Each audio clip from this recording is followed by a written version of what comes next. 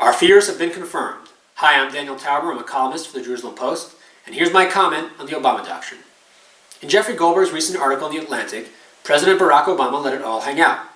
Unusual for a sitting president, he criticized numerous foreign leaders and allies of the United States. Worst of all, Obama confirmed what many feared about the way he approaches the world.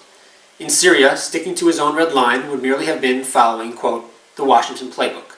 The Ukraine, he says, is going to be vulnerable to military domination by Russia no matter what America does. And ISIS, he says, is not an existential threat to the United States. Climate change is. Many of these issues, Obama says, are not core national security interests. But not everything Obama says or did is without merit. The removal of chemical weapons from Syria, for instance, was a good thing. Some of his criticisms of American allies, like Saudi Arabia, may be justified, even if airing them in this article was not. The problem is, Obama doesn't see that America and its hard power are the central pillar in a world order in which democracy, peace, and prosperity can flourish, including for America. Under his watch, the ugly side of humanity has been on the march. Russia is changing borders by force. A radical Islamic horde is amassed in Syria and is perpetrating attacks throughout the world. The regime opposing it is mass slaughtering its citizens.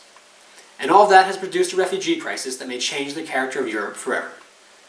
Meanwhile, the Islamic Republic of Iran is also spreading violence throughout the world, seeks nuclear weapons, and Israel's destruction. No, ISIS does not currently pose an existential threat to the United States, just as Russia and Iran will not invade anytime soon.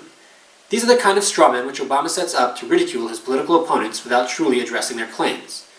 But these forces are dragging the world, including the United States, further down the path to disaster, just as similar forces have in the past.